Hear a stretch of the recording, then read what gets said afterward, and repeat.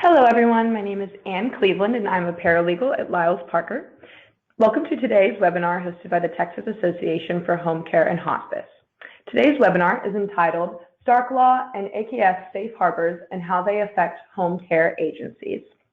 Today's presenters are Michael Cook and Heidi Coker. Michael Cook is a partner and co-chair of Lyles Parker's Healthcare Group. Michael has been representing healthcare-related clients full-time for almost 40 years.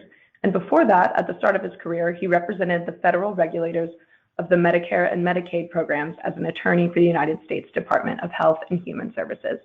During this period, Michael has represented virtually every segment of the healthcare industry with a strong emphasis on regulatory compliance and investigations, business and policy issues, frequently before state and federal regulators. Michael is a fellow of the American Health Law Association. Michael is chair of the board that oversees Virginia's Medicaid program as an appointee of Governors McAuliffe and Northam, has advised the campaigns of candidates for both state and federal offices on healthcare-related issues, and has served the healthcare advisory panels for the presidential campaigns of Hillary Clinton and Pete Buttigieg, and has served as a volunteer on policy issues for the Biden campaign. He has also served on the healthcare transition teams for 3 of Virginia's governors-elect. Heidi Coker, Esquire, MBA, CHC, is a partner of the law firm of Lyles Parker. She has over 20 years of experience advising and defending healthcare clients on legal and regulatory matters affecting providers of all sizes. She is an expert in all aspects of compliance and privacy programs, including developing and deploying policies, procedures, and training. Her experience includes serving as Chief Compliance Officer and Chief Privacy Officer, implementing various requirements and aspects of corporate integrity agreements, and responding to and defending audits from Medicare, Medicaid, and private insurers up through the ALJ level. She received her JD from Georgetown University Law Center. She is licensed in Texas and Maryland, and she is a certified in healthcare compliance. Now, without further ado, I present your speakers, Michael and Heidi. Thank you very much, Ann. Heidi and I are going to be discussing some of the dramatic new changes to the anti-kickback fraud and abuse rules that the Office of Inspector General published in late December 2020 that became effective on January 19th of 2021. And these revisions established 7 new safe harbors and revised several of the existing safe harbors. We'll also be discussing with you new exceptions that CMS made in the Stark physician referral rules that are somewhat similar to the anti-kickback safe harbors. As you're all aware, the healthcare system has been moving to more value-based payment mechanisms that reward the value, quality, and cost-effectiveness of treatments rather than the volume of care. These include payment mechanisms such as the Medicare Shared Savings Program, bundled payment arrangements, and a whole host of pilot projects generated out of the Center for Medicare and Medicaid Innovation, or CMMI. They also focus on providers taking varying degrees of risk and care coordination among themselves, and these mechanisms are only going to be expected to increase in the future. These payment mechanisms frequently turn the risk factors and incentives that exist in the old fee-for-service payment model on their head. Instead of worrying about artificially and improperly increased volume, they're frequently more akin to those existing in the managed care model, namely stinting on care. For these reasons, and to avoid creating mechanisms that disincentivize where the system really wants to go, the Office of Inspector General developed these new safe harbors to make them conform to the value-based payment models.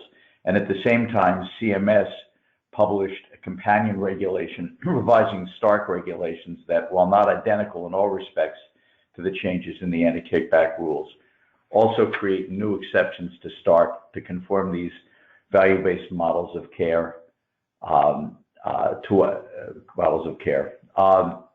and in many cases, they're the same, but in some cases they differ because Stark is a strict law statute, whereas the anti-kickback law has some flexibility. And I do want to emphasize that while the revised rules and new safe harbors provide additional flexibility, they're also highly technical. And as before, while a program that does not fit exactly into the new safe harbors is not necessarily the type of conduct that the government would prosecute. They're highly technical, and these arrangements need to be examined with knowledgeable counsel to make sure that they are either in compliance with the safe harbors or are structured to minimize the risk of civil penalties and criminal prosecutions. Similarly, with Stark, on the other hand, as we've mentioned, is a strict liability statute. These new exceptions, for that reason, are a little more flexible in some places than the anti-kickback safe harbors. But again, you need to go over these in any of these relationships with knowledgeable counsel who know what they're doing. Next slide, if we can. This slide simply demonstrates the legislative glide path from the beginning of value-based payments through the enactment of the Affordable Care Act and the establishment of the Medicare Shared Savings Program and the Innovation Center, and through the establishment of merit-based incentive payment system that revised how Medicare pays for physicians. What's not on these statutes is the fact that, as all of you understand who are on this call, the fact that we also now have an expanded value-based payment system that expanded from a pilot to nationwide, and will affect all of you by 2023. And Heidi and I did a webinar on that in February of this year that you can revisit if you wish. It's on our website. Additionally, Heidi and I also did a webinar for you more recently on value-based payments themselves as a whole. And again, that's on our website as well. I'd also like to mention that you have a number of private insurers moving to value-based payment systems and even to systems where providers take on full risk for their patients. And I recommend to you something called the Learning Action Network that's run out of Duke University by former CMS Administrator Mark McClellan, if you're interested in viewing some of the more aggressive actions in the area. Heidi? Thank you, Michael. Yep. Thank you, Michael. So as Michael said, the Affordable Care Act started a big shift in how we're going to be paying for health care and how care is coordinated.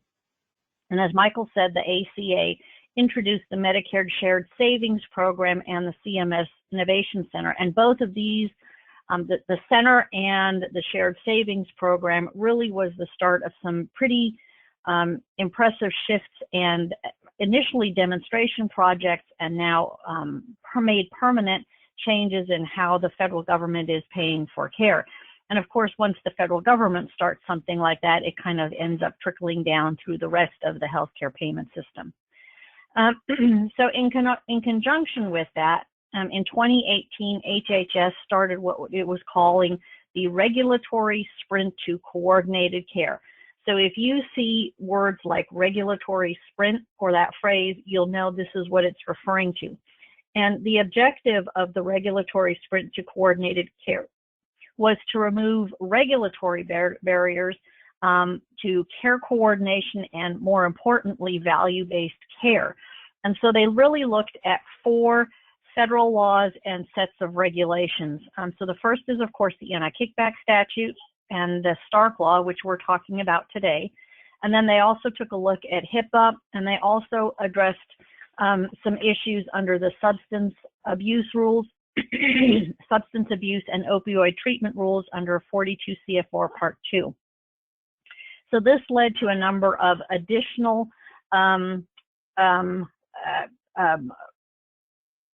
regulatory text changes in regulatory text, and we're going to be focusing on 2 of those today.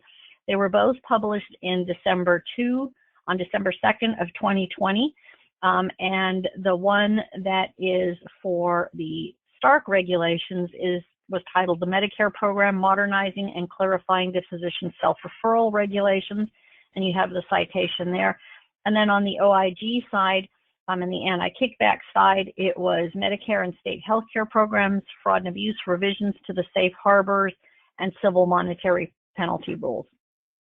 So one of the things that you need to understand is that the OIG and CMS actually worked very closely together in trying to make both of these sets of regulations pull together in the same direction. And much of the language is, if not identical, then very similar. There are still, however, some significant and fundamental differences between these statutes because Stark is a civil statute and strict liability. Either you comply or you don't. And the anti-kickback statute is a criminal statute, which means the government has to demonstrate some level of intention in terms of violation and compliance. So those differences drive some of the differences in the regulations that resulted. But again, CMS and OIG actually worked very hard and closely together to make these two sets of regulations more or less as much as possible work the same. But again, we do have to put a caveat out there that the differences between the statutes themselves may result in situations where a value-based business arrangement may meet a safe harbor requirement under the anti-kickback statute, but may not meet the Stark laws exception, or vice versa. So just keep those in mind. These are very, as Michael said, very technical regulations. Next slide, please. Another thing to have a caveat regarding particularly these Stark exceptions. These new exceptions apply regardless of whether the financial arrangement relates to a federally funded patient or not, or some combination of them. And this is actually a bit of a change. Previously, some of the people had tried, when they were creating a new business arrangement, would say, oh, this only applies to non-Medicare patients or non-federally funded patients, and therefore we can do this. Well, that's no longer the case, at least with these Stark exceptions. They apply to all patients across the nation. So if you're engaging in some of this and you're thinking you can carve out private insurance, that's no longer the case. Now, the interesting thing, though, is that there are definitions such as target patient population that may, in fact, add flexibility. So it's kind of like they gave with one hand and they took with the other. So we really need to be very, very cautious as we're going through these new things. And one last caveat, particularly for the Stark exceptions, they make very, very clear that patient choice cannot be overridden by the referral requirements for a value-based arrangement.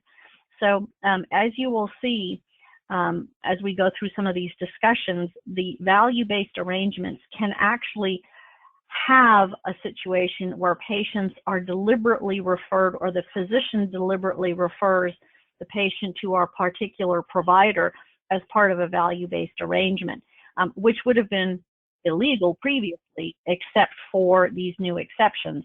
But again, if the patient comes and says, I don't want that, I want to go to another provider, then the fact that you have this value-based arrangement doesn't make a difference, and you have to honor patient choice. Next slide, please. Michael, this is you. Yeah, this slide simply lists the new safe harbors that have been promulgated under the new rules and that we'll be discussing. We'll also discuss additional changes to 4 existing safe harbors that aren't on this list at the end. And you can expect that the rules are going to become more flexible based upon the amount of risk that providers participating within the arrangement take. Heidi, should we go next slide? Sure. And so these are some of the changes in the Stark law as well that came as a result of these regulations. I do want to note sort of a housekeeping item. On the prior slide and the following slides, you may see some things that are in blue text and some things that are in green text. Yes, thank you very much. So the blue text is going to refer to specifically the anti-kickback statute changes, whereas the green text is going to refer to the Stark law changes. So just keep that in mind, because again, there are places where there are some differences, and to make things easier on everybody and not create bajillion slides, we approached it this way. So again, one of these things is just a reminder. We're not going to go into the depths of Stark and anti-kickback, but Stark applies when a physician is involved. And so the three main new changes are compensation arrangement exceptions when physicians are involved. And if you read this language, you'll see that they are virtually identical to the ones that were implemented with the anti-kickback statute, with a few differences noted in here. Michael, you want to move to the next slide? Or actually, this is me, next slide. Okay, so again, the way they approached this was new definitions for value-based arrangements. And again, even though we have here the text out of the anti-kickback OIG regulations, they apply pretty much to the Stark as well. So a new value-based enterprise is two or more participants collaborating to achieve a value-based purpose, and that is a defined word or phrase, each of which is a party to a value-based arrangement, and that's going to be defined as well, that has an accountable body or person, like a board of directors, and that has a governing document that describes the value-based enterprise and how the participants will achieve the value-based purpose. Next slide, please. So a value-based... Heidi, just a couple of quick points on that. Yep. The first is that the importance of that document that describes the value-based, the governing document. You're going to see this arising as we talk about several of the specific new safe harbors, and it's critical that this be described accurately in order to avoid real problems at later points in time. And the second is that these arrangements can vary greatly, and examples can be anything from a separate legal entity such as an accountable care organization, a large network of providers, or simply two or more providers contracting together for a value-based purpose. It's not a one-size-fits-all. Next. That's right. Thank you. Okay, so a value-based arrangement is, again, a contract or an arrangement between the enterprise and its participants or among participants in the same value-based enterprise, and it applies to a target patient population. Keep that term in mind. A participant is an individual or an entity that engages in a value-based activity. Now note, there are very specific exceptions to these new definitions. So under the OIG's language, this does not include compounding pharmacies, PBMs, pharma manufacturers, distributors or wholesalers, lab companies, or physician-owned distributors. So just remember, Stark has to include a physician or a physician family member. So this kind of makes sense that most of these wouldn't be affected by the changes in the Stark law, except for the physician-owned distributors. There is also a limited pathway for DMEPOS and device manufacturers to participate. They did not specifically address home health, but because they did not exclude it, I am of the belief, and I think Michael would agree with this as well, that home health and hospice agencies are, in fact, included in the terms value-based participant and can participate in these arrangements. Absolutely, Heidi. And one thing that what the exceptions are there for is that it demonstrates the fact that that there are various entities within the supply chain where the government feels that they've had issues in the past. But these absolutely include, but in terms of being able to participate in value-based arrangements, downstream providers like home health agencies are absolutely included in that. Yep. So a value-based purpose is, again, with respect to the target patient population, either coordination or managing of care, improving the quality of care, reducing costs or the growth in costs of a payer, or transitioning from payment mechanisms that are based on volume, such as fee-for-service, to mechanisms that are based on quality of care and control the costs of care. And again, they've been doing projects like this over the years, and this is where, at least Within the home health field, the home health value-based purchasing incorporates many of these same considerations and desires and goals. The point of the value-based arrangements is to now permit players or participants who are in different segments of healthcare to come together to further these goals, rather than just do value-based purchasing, say, simply within home health. Next slide, please. So a value-based activity is, again, the provision of an item or service, taking of an action, refraining from taking an action, and it does not include making of a referral. So again, this is very specific. Now, Stark is a little bit different here because obviously you have to make a referral sort of for Stark to come into play. So most of this activity really refers to the OIG and anti-kickback statute language. And then finally, a target patient population is a population selected in advance using legitimate and verifiable criteria, and that they will further the value-based enterprise's value-based purpose. Now, I just want to draw attention to how broad that language actually is. It really doesn't limit who your target population might be, and we've seen some things that indicate that this could be very, very broad. It could be patients with a particular disease state. It could be patients who come out of a particular hospital, patients whose care is paid for by a particular payer. It could even be patients who are in a particular zip code. It really doesn't matter so much as long as it is set out in writing in advance and it furthers the value-based purpose. Again, there's some technical components to some of these things. If you're interested in doing this, we encourage you to speak with qualified counsel on this because it's very, very technical. Yeah, but Heidi, I want to also emphasize, as you'll see as we go through these, the importance of making of the target patient population definition. For example, it has got to, that last bullet, it has got to relate to the value-based purpose. Right. In other words, what you're trying to accomplish. It can't be just any patient under those circumstances. Yeah, so that's a perfect example, as Michael said, of why the technical aspects of these new regs are so important. All right, next slide, please.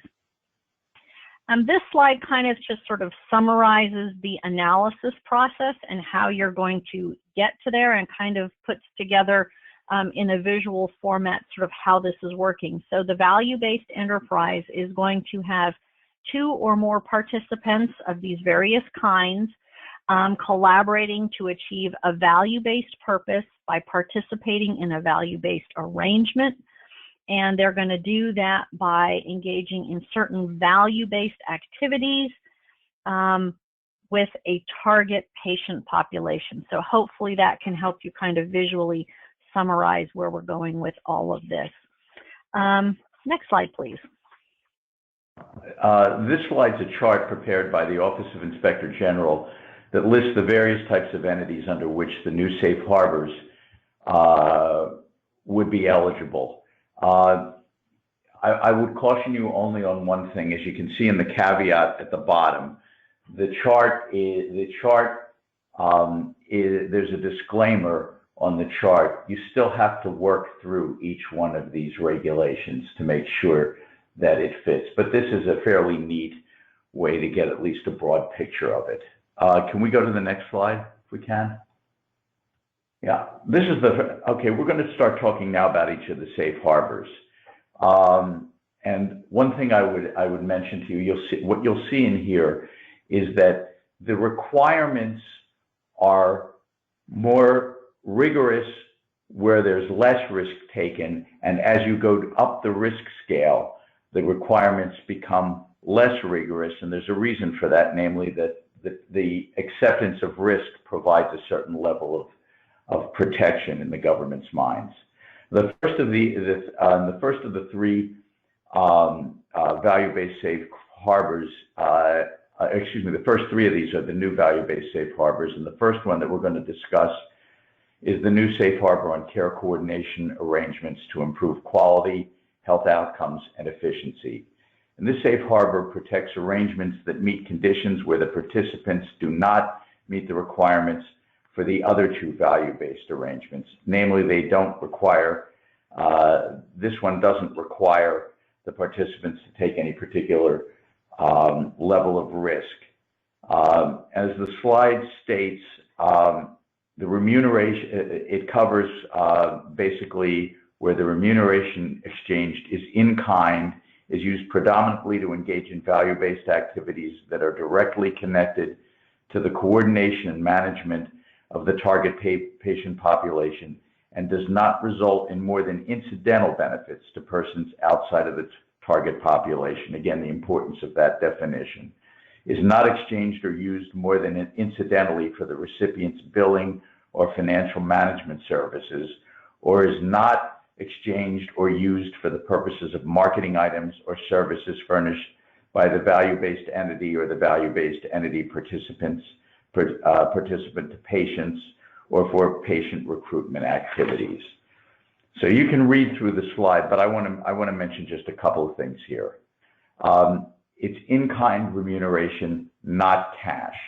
The recipient of this must pay 15% of the offeror's cost or the fair market value of the remuneration, and the arrangement needs to be set forth in the written agreement that contains specific components, including the target population to be served and the specific outcome measures that the parties are going to use to measure success. And that one is a really critical one, because you are required, if you're part of one of these arrangements, you're required to monitor and measure the progress in meeting these goals. And you've got to do that at least annually, or if the agreement is for less than a year, at least once during the agreement stage. Also, if you find that that you're not meeting the specific outcome measures, then you've got 60 days to either terminate the agreement, or alternatively to develop a corrective action plan that you've got to meet within 120 days, or at that point terminate the agreement. And an example of the type of arrangement that might fall under the safe harbor would be one where a hospital and, let's say, a home health agency or physician group engages in a care coordination arrangement where the hospital provides either the physician group or a home health agency with a care manager for post-discharge care, and also potentially receives remote monitoring technology to alert the group when a patient needs care to prevent unnecessary ER visits or hospital readmissions. Also, unlike the other two value-based safe harbors, this safe harbor allows for the participation of medical device and supply manufacturers and DME companies under the limited digital health exception, and that's a very limited one. Next slide, please, if we can. Let me just jump back Sure. real quick. One of the key differences under the other slide, this care coordination arrangements, is the anti-kickback regulations require that the recipient must pay 15% or fair market value. Under the Stark regulations, there is no such core requirement. So again, this is one of those instances where you have to make sure that you comply with both of them if it's involving a physician. So the physician doesn't necessarily have to, comply with this, or one of the participants doesn't have to need to pay this 15% cost or fair market value. But then you have to turn around and make sure that it complies with the anti-kickback regulation. So that's why, again, just to draw out why it's so important that you approach these things very, very carefully. Yeah, and again, you're going to want to meet both the safe harbors and Stark, or at least come close enough so for the anti-kickback statute so that you can get some comfort that it's something that where there is less risk. Next slide, if you would. And this slide discusses the requirements of the second value-based safe harbor, namely one where the value-based entity and one or more participants meaningfully share in substantial downside risk that the value-based entity assumes from a particular payer. You can go through the slide, but I want to talk about a couple of key points here. First of all, in this instance, the remuneration can be both in-kind or monetary payments. There's no limited exception for DME or medical supply and device manufacturers to participate. There are 3 different methodologies listed in the regulations for determining substantial downside financial risk, and the rules also define how the participant has to take a meaningful share of that risk. The arrangement has to be directed toward a defined target population and one or more value-based purposes and cannot take into account referrals outside of the target-based population. In other words, you can't set this thing up for a target-based population and then try to make referrals through it for all of your patients. The payments cannot be an offer of an ownership or investment interest. There are limits on using payments for marketing or patient recruitment. You need a carefully crafted written agreement. And again, as you'll see throughout all these value-based arrangements, that's key. It's got to be for at least a year, and it cannot restrict the participant's ability to make decisions in the best interests of the patient. There is no requirement here for fair market value remuneration because of the other participants, other protections. Heidi, any thoughts on that with respect to Stark? Yeah, so there's a similar exception again in Stark, and you can see that in the prior slides. Where the Stark regulation differs from the anti-kickback statute is here under substantial downside financial risk. The physician must have at least 10% of their compensation relating to this arrangement at risk. So let's say you're having a physician provide some services and they're going to be paid $300,000. That means $30,000 must be at risk in some form or fashion, so that the physician, for example, either pays it back or there is a withhold on the payments, and then the physician only gets the 10% if the goals are achieved. So this is one where there are some differences between the Stark and the anti-kickback regulations. Can we go to the next slide if we can? Okay, this one is the third value-based safe harbor, and it protects certain arrangements where the value-based enterprise or a participant on behalf of the VBE agrees to accept full financial risk for each patient in the target population.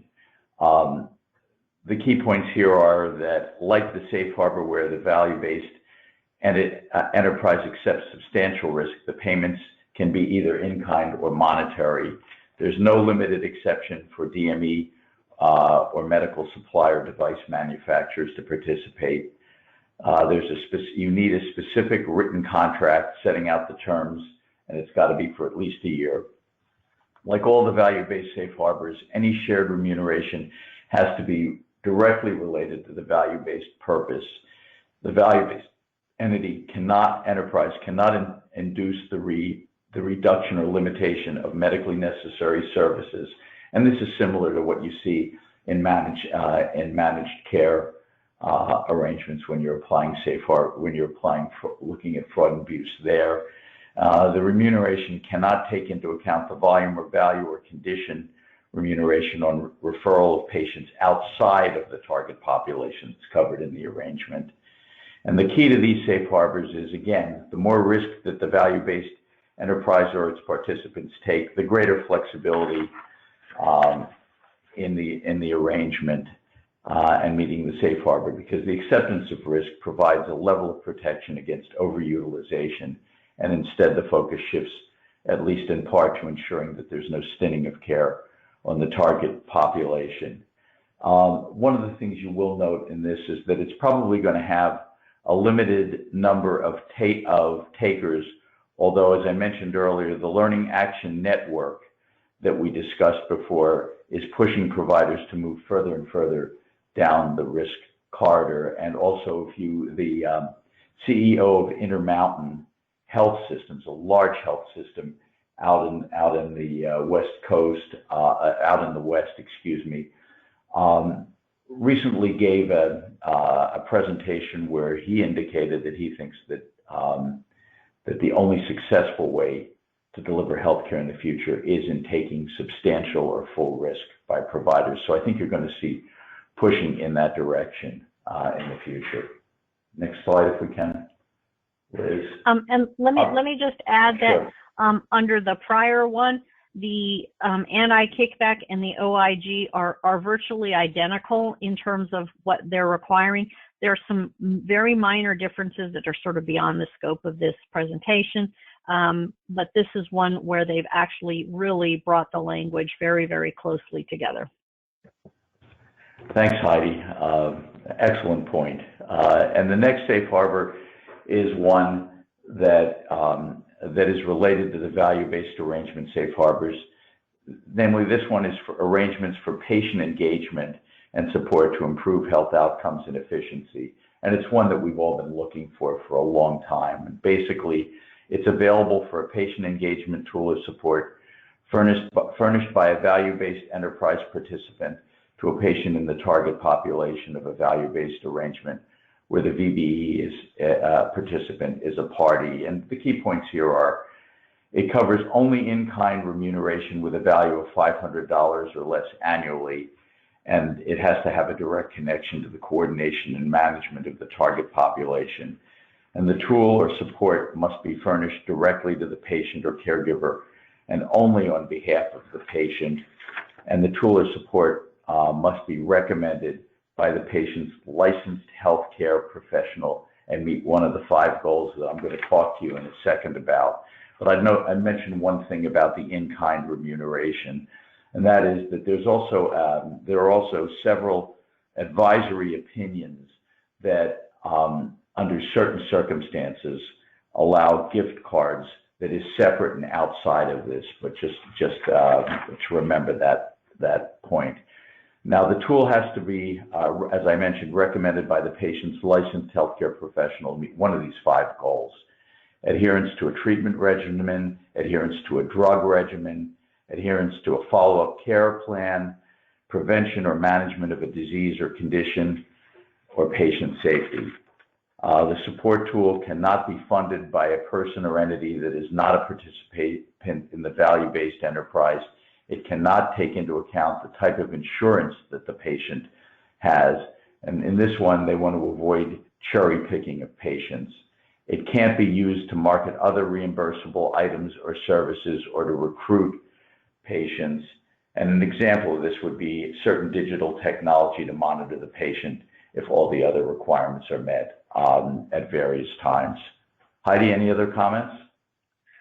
Just that there is no corollary to this under the Stark Law, because these are tools for patient engagement, and so they don't involve any kind of a financial relationship with a physician. And then if we can go to the next slide. And the next safe harbor is an obvious one, namely what it refers to as CMS-sponsored model arrangements and CMS-sponsored patient incentives. These are basically defined as models sponsored by the Center for Medicare and Medicaid Innovations, the Innovation Center, and the Medicare Shared Savings Programs. And they can take such form as the distribution of capitated payments, shared savings, or loss distributions or incentives. And those of you who have participated under models such as the Bundled Payment Care Incentive, the BPCI, Medicare Shared Savings, or the Comprehensive Joint Replacement Program are familiar with the rigors and waivers that these programs, and in fact, you can see a number of the features of these programs in the new safe harbors. This safe harbor essentially protects payments made to participants or collaborators in these models based upon the conditions that were set forth by CMS and the Innovation Center. The rules are clear that this does not supersede any existing waivers. The OIG did this because they have experience with these programs and have recognized that the Innovation Center and CMS have built in significant protections in the models and have experience in understanding how to protect against bad conduct while not frustrating the real purposes that these models are trying to achieve. Just as an example, the first Medicare shared savings regulations were so circumscribed that they didn't allow for steps that were necessary for the model to succeed, and therefore they were revised substantially. The OIG and CMS under Stark provided various waivers, and they're all incorporated in here. And it avoids the necessity of the OIG having to issue future waivers for each model of which it is less knowledgeable than the entity developing these models. And the same thing goes with Stark waivers. CMS is involved and actually has to state specifically that the safe harbor is available for the particular model and the parameters that need to be met. And since CMS is doing this, they also are involved in Stark. There are certain criteria, such as the fact that the conduct can't result in overutilization, reduction of medically necessary care, or induce referral of patients outside the model. But again, these CMS-sponsored model arrangements have those same requirements in them as well. Can we go to the next slide? Oh, Heidi, do you have anything to add to that? No, you basically mentioned it, that there is no corollary Stark exception or change here because, as Michael said, CMS actually incorporates the waivers for the Stark law in the specific regulations for the particular models that they're testing. Heidi? All right. Okay, so the next one is the personal services and management contracts one. So this is actually, again, a specific change to the anti-kickback statute safe harbor. And here is an interesting change. So prior to these rules, one of the issues had been that aggregate or total compensation had to be set out in advance. That really made it sometimes very difficult to figure out what you were paying somebody or how you were going to be paying somebody. And particularly if it was something based on something like hourly compensation and the person was going to have a variable number of hours. So what they did is they removed the requirement that the aggregate compensation be set in advance, and now you simply have to set the methodology in advance. So basically you're going to figure out how you calculate the reimbursement or the payment for these contracts, and then you're good. Now, they left some of the other specifics in place.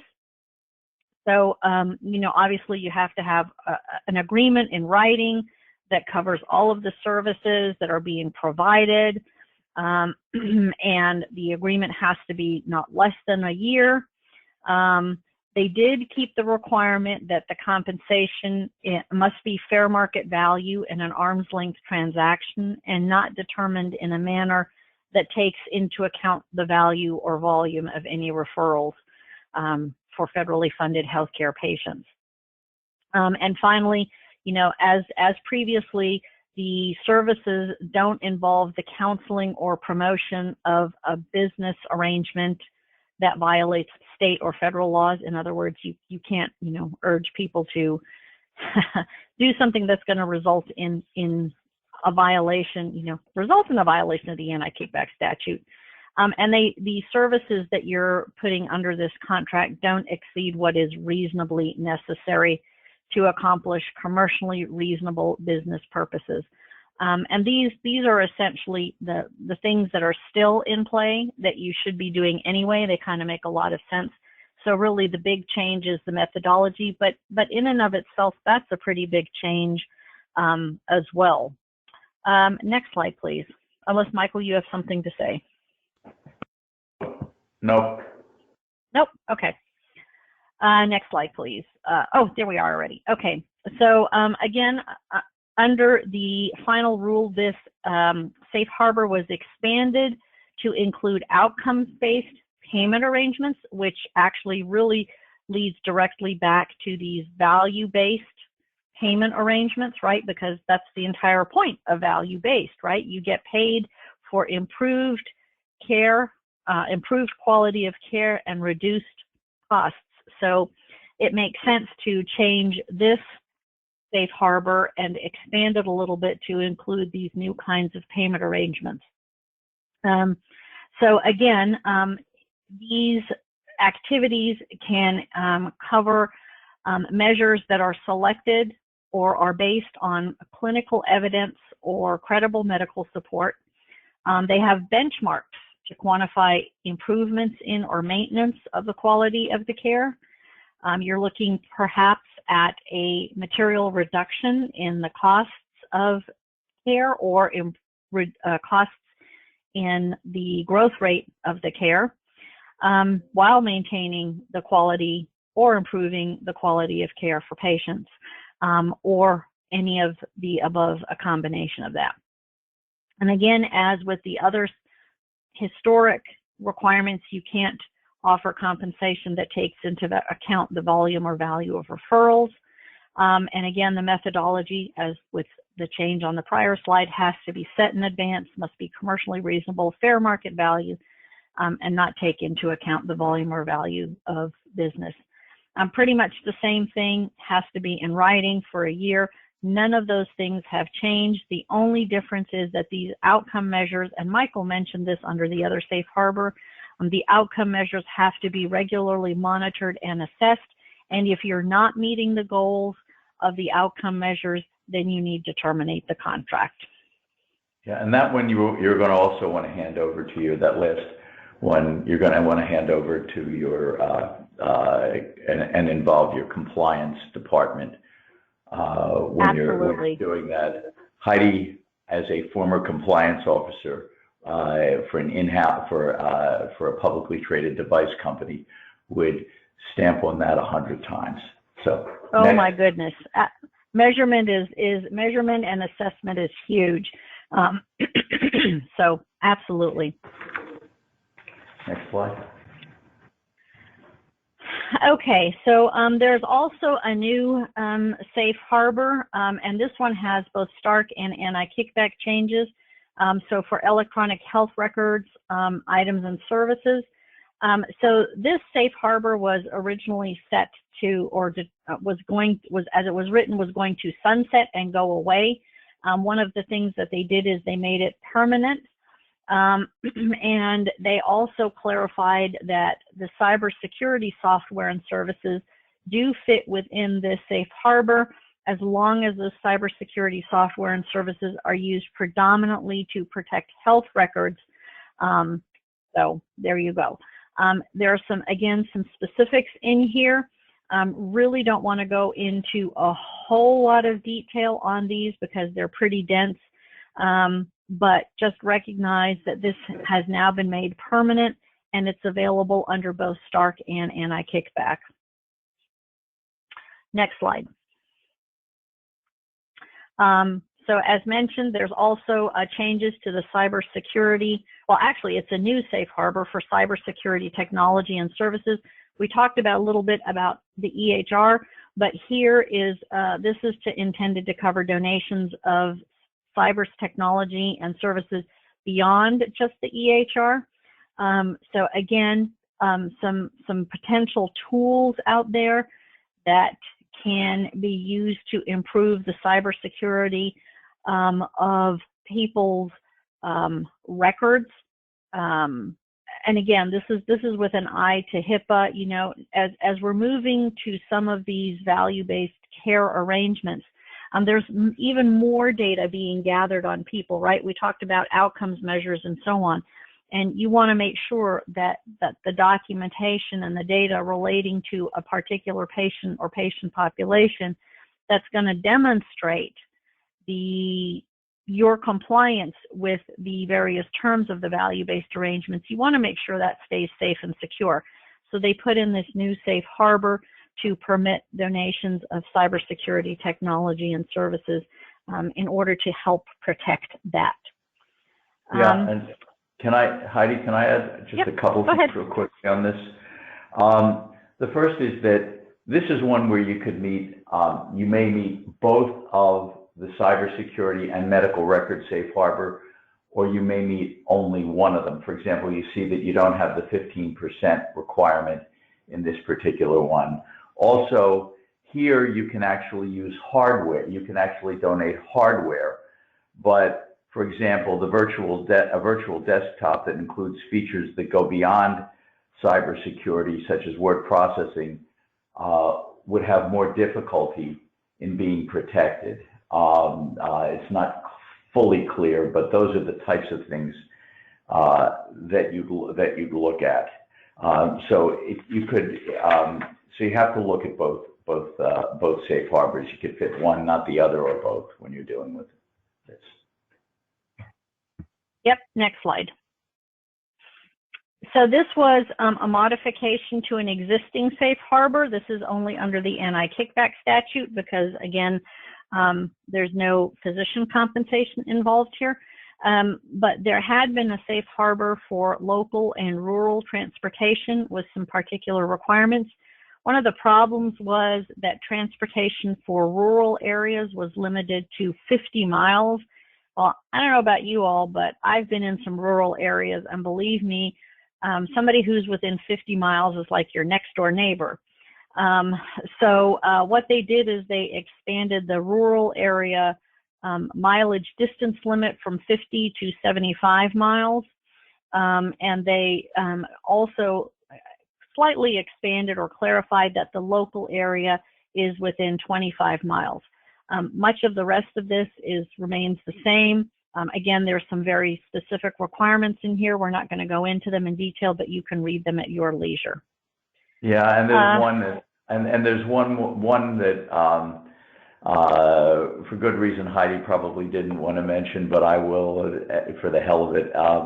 Namely, that if you are leaving a hospital and going to your home, and your home doesn't include and you're in a rural area, and your home does not include a skilled nursing facility, then there's no mileage limitation. But that's very rare, a very rare circumstance, and the more likely ones are the ones that Heidi talked about, such as your next door neighbor in a rural area. Yeah. Again, if you think you're going to be doing something like the local transportation and fit it into a safe harbor, we would advise you to check with your counsel on this. I've actually had multiple clients come to me for help with this, and it is pretty technical. Next slide, please. There is a safe harbor for warranties. It used to be warranties only relating to specific items, hard assets, something you could hold in your hand.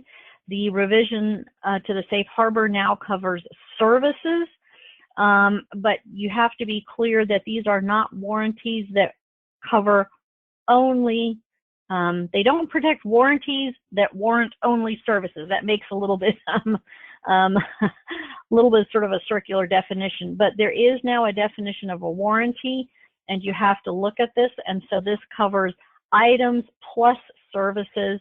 So that's really important, and that's because, you know, there have been some gaps in there. Again, if you're going to want to cover warranties, please check with your counsel. Next slide, please. Yeah, this one's mine, and we're going to go through this one very quickly because it doesn't apply to home health agencies.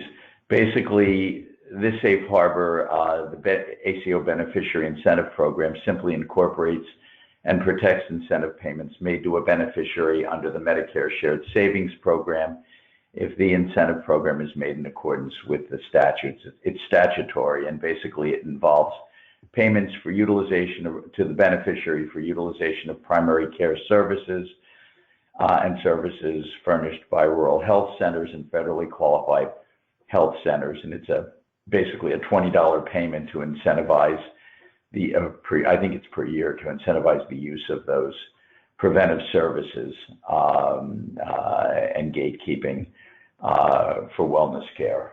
again, unlikely to be involved with home health agencies. Next, Heidi. Yeah, and then the final change, and this is again under the anti-kickback statute, unless you are also providing in-home dialysis, which I suppose is possible, that you might be doing depending on how broadly your agency does things. This is probably not going to apply to most people, but you know, these are folks who are getting in-home dialysis, and with COVID, made it even harder to get people in for physician visits and so on. What this does is now permits telehealth for in-home dialysis. Again, there are some specific requirements in here. I'm guessing it won't apply to most of you, in that you're not providing in-home dialysis, but if you are, we've left this in here just on the off chance that somebody is doing this. If you are doing in-home dialysis or working on that and you want to do telehealth, again, make sure you check with your counsel about it. Next slide, please. Okay, so how do all of these changes come and affect home care companies? So remember, we have the home health value-based payment, and that's specific to payment from the government specifically for home health services. But there are other ways that you can work with other entities, and I think what these changes really do is bring home that the government sort of was looking at the affordable care, the ACOs type situations, and what really became clear, I think, is that in order to get into an accountable care organization, there were so many barriers. You know, you had to have a minimum of 500 patients. You know, you had to do this, you had to do this, the organization had to be there, you had to have convening providers, and it was really hard if you didn't have a major, large entity driving this to do something that would be shifting to value-based care.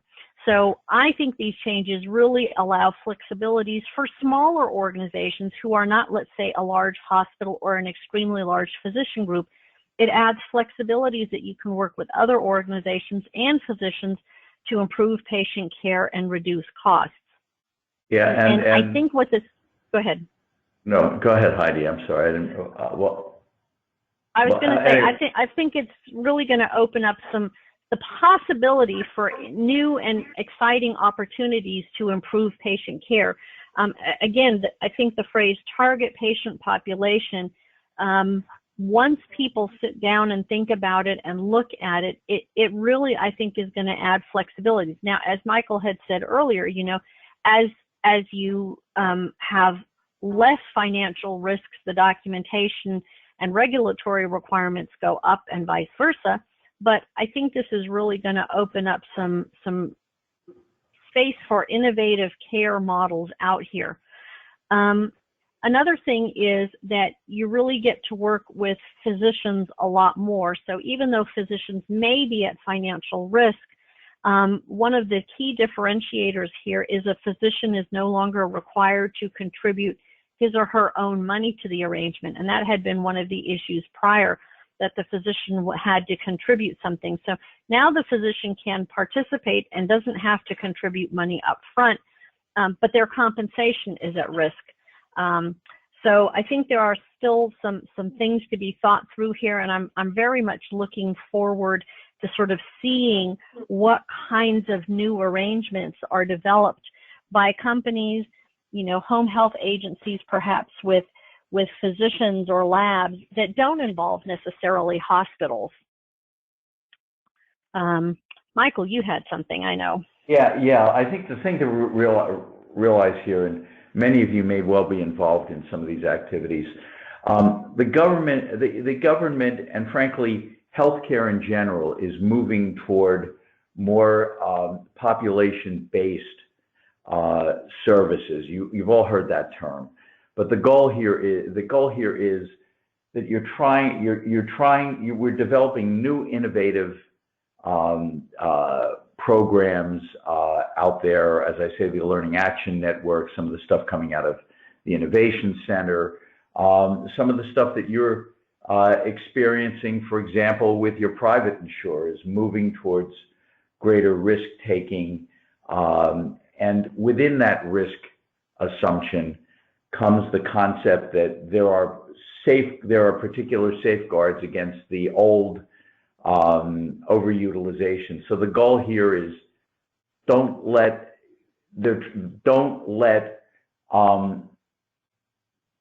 they were discovering that some of the fraud, some of the safe harbors did not include and did not address, in many respects, these value-based arrangements, and so they popped the OIG and CMS would pop waivers into every Innovation Center program. This is to allow it to be expanded in the population further than just what is provided in a CMS pilot or specific program. Well, that's our presentation. Again, one of the things Heidi, I apologize. A couple of other points. Oh, sure. We've said it before that a particular arrangement may fit into more than one of the safe harbors or exceptions, or may appear to be fitting into one on a technical basis, but actually fit into another. And on the safe harbors, as the OIG points out in the rules, an arrangement simply needs to meet one of these safe harbors to be protected. And Stark, it would be the same way under Stark as with all on the exceptions, and with all arrangements, the fact that an arrangement doesn't fit squarely within all of the conditions of a safe harbor doesn't mean that the arrangement will be questioned or prosecuted, but it simply means that the OIG will not grant the arrangement blanket protection from sanctions. And again, knowledgeable legal counsel can assist in reviewing the extent to which an arrangement that does not fit wholly into one of these exception safe harbors creates risk, and help you to structure the arrangement to minimize the risk. And there's also on the anti-kickback statute an advisory opinion vehicle for protecting the arrangements. And again, the legal counsel can help you proceed through that process. Stark, on the other hand, is strict liability. So if you're dealing with a Stark arrangement, you don't have that kind of flexibility. And Heidi, do you want to mention the Stark advisory opinion process as it is or is not? So similar to the anti-kickback statute, there are through CMS an advisory opinion process. It is not used very often, in part because it is usually so black and white as to whether or not you comply with Stark. But it is out there if people have that, have a burning question that you really can't answer. As with the OIG advisory opinion process, it can be a double-edged sword, and you need to think through it very carefully if you want to go down that road, and again, work with counsel on this. We also have a question up here which says, do these statutes affect me as a billing company, or is it strictly for the provider? I think as a billing company, you just want to make sure that that you don't become pulled into a violation as you bill, and also are knowledgeable of these relations, so that you so that as you bill, you're doing it in a correct manner, as opposed to actually a billing company entering into a value-based arrangement. There are places, in fact, where it's specific that most of these that they can't really affect involve billing, or billing practices, or only incidentally involve billing practices. So the answer is only to the extent that it affects that it affects how you bill for a provider, for your client. And I would just note that if you're looking at the Stark law, again, remember it has to involve compensation relating to a physician or an immediate family member of a physician. So if you're only doing billing for a home health agency, then the Stark Law exceptions probably don't even apply. And then CEUs, Liz, how does that work? Texas Association of Home Care and Hospice, they are in charge of the CEU communication, distribution. You'd have to contact them directly, and we'll send out some information on how to contact them. That concludes today's webinar. Thank you for joining us, and thank you to our presenters, Michael and Heidi. Everyone from today's webinar will receive copies of the presentation slides via email. If you have any questions about today's discussion or another healthcare law issue, please feel free to reach out to Lyles Parker. Thanks much. Bye. Bye-bye.